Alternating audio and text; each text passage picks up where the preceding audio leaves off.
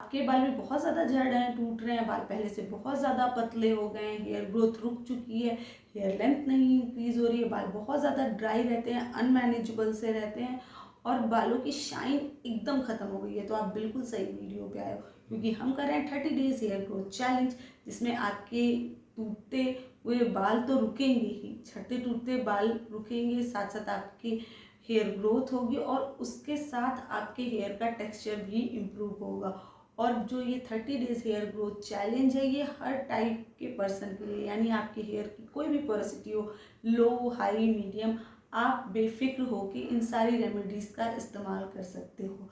अब अगर आपने डे 1 नहीं देखा है इस सीरीज़ का, तो डे 1 स्टार्ट कीजिए, डे 1 से।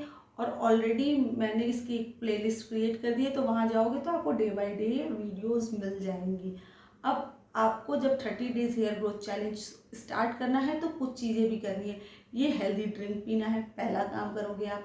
दूसरा काम, ये सीड्स और नट्स बना के आपको मिला के खाना ही है, तो खाना ही है।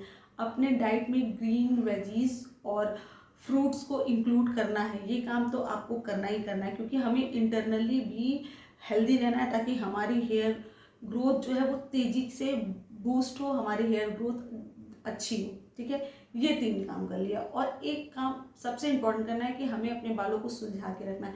आपको मॉर्निंग में और नाइट में दोनों टाइम अपने हेयर पे कॉम्ब करना है। नाइट में मतलब सोने से पहले। ठीक है, अब अगला काम करते हैं जो कि आता है हमारी रेमेडीज़ पे। तो अब आज सबसे पहला काम करेंगे हम, डे 2 को डिस्कस करेंगे। डे 2 में क्या करना है? डे 2 बहुत सिंपल रहना है, एज इट इज़। हमें जो टोनर प्रिपेयर किया था अपने बालों पे लगाना है। अब जो लोग कंफर्टेबल हैं वो पूरा 7 दिन इस टोनर का इस्तेमाल करेंगे, यानी पूरा वीक करेंगे। लेकिन जो लोग के पास टाइम नहीं रहता है और इतना कंफर्टेबल नहीं है, वो सिर्फ और सिर्फ 3 से 4 दिन इस टोनर को इस्तेमाल करेंगे। लेकिन इस्तेमाल आपको कम से कम 3 दिन तो करना ही करना है। अब बारी आती है डे 3 की। डे 3 को भी सिंपली हमें अपने हेयर पर हेयर टोनर का इस्तेमाल करना है और हमें मॉर्निंग के टाइम इस्तेमाल करना और अपने बालों को ऐसे ही सूखने के लिए छोड़ देना है। अब बारी आती है डे 3 के नाइट के। डे 3 का जो नाइट है ना, वो बहुत ज़्यादा इम्पॉर्टेंट है। उसमें हमको अपने हेयर के लिए पावरफुल रेमेडीज़ करनी है। अब सबसे पहले हम क्या करेंगे, जो हमें पहला इंग्रेडिएंट चाहिए होगा, एक आंवला चाहिए होगा। आंवला, फ्रेश आंवला आपको लेना है। अवेलेबल है इस समय मार्केट में, तो ईजिली मिल जाएगा। लेकिन अगर आप स्टूडेंट हो, हॉस्टल में रह रहे हो और आपको नहीं मिल पा रहा है, प्रॉब्लम हो रही है, तो आप खड़ा आंवला, जो सूखा हुआ ड्राई आंवला मिलता है, वो भी यूज़ कर सकते हो। अब ड्राई आंवले को किस तरीके से यूज़ करना है और फ्रेश को कैसे करना है, वो मैं बता देती हूँ। फ्रेश आंवले को सबसे पहले कूच लीजिए, या फिर आप किसी ग्राइंडर की हेल्प से अच्छे से ग्राइंड करके उसका जूस निकाल लीजिए। 1 से 2 चम्मच जूस की आवश्यकता है हमें। अब अगला काम करेंगे, जो ड्राई लिए हैं, ड्राई आंवला जो लिया है, 1 गिलास पानी में इसको आप भिगा देंगे और इसको अच्छे से पहले खौला लेंगे। यानी 1 गिलास पानी में आपको इसे अच्छे से खौले लेना है, जब तक ये आधा ना हो जाए। अब इसके बाद इसे आप ढक के छोड़ देंगे रात भर के लिए, यानी इसकी प्रिपरेशन आपको डे 2 पे ही करनी पड़ेगी और भिगा के छोड़ देंगे। फिर जब मॉर्निंग में आप उठोगे ना, जब आपको यूज़ करना होगा, उसके 1-1.5 घंटा पहले, ताकि ये अच्छे से ठंडा हो जाए, एक बार फिर से खौला लेंगे। और जब तक ये 2 चम्मच के आसपास ना बच जाए, तब तक हम इसे खौलाएंगे, ताकि ये सारी अपनी न्यूट्रिशन जो है वो इस पानी में रिलीज कर दे। अब क्या करना है हमें? अब हमें इसे अच्छे से मिक्स करना है एलोवेरा के अंदर। एलोवेरा कितना चाहिए हमें? 1/2 टीस्पून एलोवेरा लेना है, बहुत ज़्यादा एलोवेरा नहीं लेना है। और जो हमने टोनर बना के रखा है ना, हम इसमें 1 चम्मच टोनर मिक्स करेंगे वो। ठीक है, अब अच्छे से इसका एक पेस्ट बनाएंगे और अपने स्कैल्प पे लगा लेंगे। पूरे स्कैल्प पे अच्छे से लगाना, और स्कैल्प पे लगाने के बाद से इसको ऐसे ही छोड़ देना है आधे घंटे के लिए।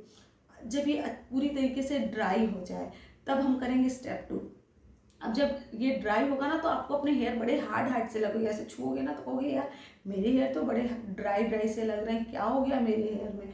तो उस कंडीशन में परेशान होने की बिल्कुल ज़रूरत नहीं है, क्योंकि स्टेप 2 इसे फिक्स करेगा। और जब आप हेयर वॉश करोगे ना, तो आपके बाल बहुत ज़्यादा हेल्दी हो जाएंगे। क्योंकि देखो, हमें हेयर फॉल को भी रोकना बहुत ज़्यादा इम्पॉर्टेंट है। तो इसलिए हम धीरे धीरे पहले स्टार्ट करेंगे हेयर फॉल पे वर्क करना, उसके बाद हम हेयर के टेक्सचर पे भी वर्क करेंगे और हेयर की क्वालिटी पे भी वर्क करेंगे। सबसे इम्पॉर्टेंट काम करना हमें अपने हेयर ग्रोथ पे हेल्प करना और जो झड़ते टूटते बाल है ना उसको रोकना है।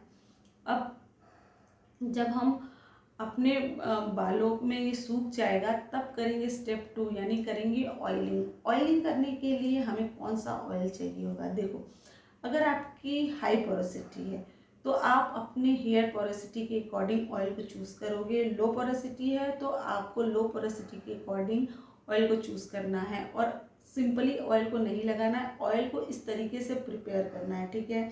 इस तरीके से प्रिपेयर करके ही हम ऑयल को अप्लाई करेंगे।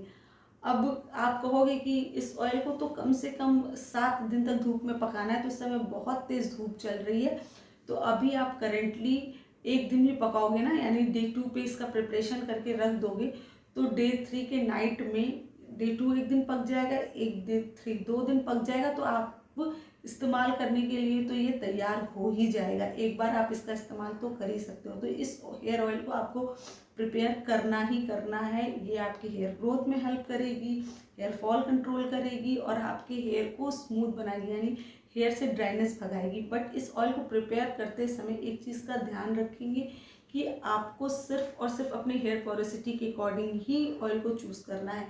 अब लो पोरोसिटी वाली ये गलती बिल्कुल मत करना है, इसको कोकोनट ऑयल में जाके पका लेना, ऑलिव ऑयल में बना लेना, ये गलती बिल्कुल मत करना। आलमंड या फिर जोहोबा ऑयल में ही इसका इस्तेमाल करना है, मतलब उसी में करना है। और अगर आपकी हाई पोरोसिटी है तो आप कोई भी ऑयल ले सकते हो अपने हेयर के अकॉर्डिंग, ठीक है। उसमें कोकोनट ऑयल ले सकते हो, उसमें इन्फ्यूज़न कर सकते हो, ठीक। ये चीज़ क्लियर हो गई है। अब ये जो ऑयल है, अब अगर आपके बाल मेरी तरह लो पोरोसिटी के हैं तो इसको आप लूप वार्म करके ही यूज़ करोगे। तो आप इसको लूप वार्म करना और अच्छे से अपने पूरे स्कैल्प पर लगाना है। अगर आपके हेयर फॉल हो रहे हैं तो स्कैल्प को ऐसे से घिसने की ज़रूरत नहीं है। आप सिंपली अपने हेयर पे ऐसे इस तरीके से फिंगर से ऑयल लेके ऐसे सिंपली ऑयल को लगा सकते हो। कॉटन की हेल्प से लगा सकते हो या फिर किसी ड्रॉपर की हेल्प से लगा सकते हो। और स्कैल्प पे ऑयलिंग करने के बाद आपको अच्छे से अपनी हेयर लेंथ पे भी ऑयलिंग करना है। अब जब आप अच्छे से अपने हेयर लेंथ पे ऑयलिंग कर लोगे, आपको छोटे छोटे सेक्शन निकाल के हेयर ऑयलिंग करनी है ताकि आपका हर एक बाल नरिश हो। क्योंकि जितना भी स्प्लिट एंड्स आता है उसका मोस्टली रीज़न यही होता है कि हमारे हेयर बहुत ज़्यादा ड्राई होते हैं। तो उस ड्राइनेस को भगाने के लिए इम्पॉर्टेंट है कि हम अपने हेयर को नरिशमेंट देते रहें, हाइड्रेट रखे रहें, ड्राई बिल्कुल ना होने दें। तो अब इसको ऑयलिंग आपको अच्छे से करनी है और ऑयलिंग करके आपको इसे ओवरनाइट छोड़ना है। अब जिसके हेयर पे डैंड्रफ का इशू होगा, ठीक है, बहुत सारे लोग हैं जिनको डैंड्रफ का भी इशू रहता है, तो वो मॉर्निंग में जो है इस ऑयल को अप्लाई कर सकते हैं, ठीक है। रात भर खाली टोनर लगा रहने दीजिए और सुबह जो है इस ऑयल को अप्लाई कर लीजिएगा। हाँ, टोनर लगाने के बाद थोड़ा सा स्कैल्प और हेयर आपको ड्राई लगेगा, लेकिन इतना परेशान होने की ज़रूरत नहीं है। वो जब आप ऑयलिंग करोगे तो फिक्स हो जाएगा और हेयर वॉश करोगे तो और अच्छे से फिक्स हो जाएगा। जब अच्छे से खूब ऑयलिंग करोगे ना अपने हेयर पे तो वो जितनी ड्राइनेस आई रहेगी सब खत्म हो जाएगी। अब आपको मॉर्निंग के टाइम अपने हेयर को वॉश करना है, तो आप अपने हेयर को सिंपली वॉश कर लीजिएगा डे 4 पे, और उसके बाद कुछ भी नहीं करना है अपने बालों पे। डे 4 को ऐसे ही अपने बालों को रिलैक्स छोड़ दीजिए, सांस लेने के लिए छोड़ दीजिए और थोड़ी देर खुला छोड़िए। और रात में सोते टाइम लूज़ बन बना लीजिए, लूज़ ब्रेड बना लीजिए, बहुत लूज़, और सो जाइए। कोशिश कीजिए शॉर्टन का जो हेयर कैप आता है उसका आप इस्तेमाल करें ताकि आपके बालों पर बिल्कुल भी ड्राइनेस फ्रिजनेस की प्रॉब्लम ना रहा करे। 30 डेज हेयर ग्रोथ चैलेंज में day 1, day 2, day 3, day 4 complete कर लिया। एज इट इज़ आपको फॉलो करना है, बहुत सारी चीज़ें एक साथ मत फॉलो करना, नहीं कन्फ्यूजन हो जाएगा। अगर अभी ये 30 days hair growth challenge follow कर रहे हो तो सिर्फ और सिर्फ इसी को फॉलो करना और अभी बहुत कुछ फॉलो मत करो, ठीक है। अब ये आपने कर लिया। मैं फिर से बोल रही हूँ कि अपने हेयर पोरोसिटी के अकॉर्डिंग ऑयल और शैम्पू का इस्तेमाल करना, क्योंकि अगर आप सही प्रोडक्ट का इस्तेमाल अपने बालों के लिए नहीं करोगे तो फिर हेयर फॉल होने लगेगा। फिर आप कहोगे कि ये रेमेडी मुझे सूट नहीं करती है, ये मेरे पे काम नहीं की। क्योंकि ऐसा होता है, आप सही प्रोडक्ट का अपने बालों पे इस्तेमाल नहीं करते और उतना बेहतरीन आपको रेमेडी असर नहीं करती है, ठीक है। तो इस चीज़ का आप ध्यान दीजिएगा। मैं फिर से बोल दे रही हूँ, और कोई कन्फ्यूजन हो कि मेरी ये हेयर टाइप है, मैं कौन सा प्रोडक्ट यूज़ करूँ, मैं बेफिक्र होकर कमेंट बॉक्स में मेंशन कीजिए। मैं लाइव आऊँगी, लाइव में आंसर कर दूँगी या कमेंट में आंसर कर दूँगी, लेकिन आपको आंसर मैं ज़रूर करूँगी। तो चलो अभी वीडियो को करते हैं एंड। चैनल पे नया हो तो चैनल को सब्सक्राइब कीजिएगा, वीडियो को लाइक शेयर कीजिएगा। कोई भी कन्फ्यूजन होगा तो कमेंट बॉक्स में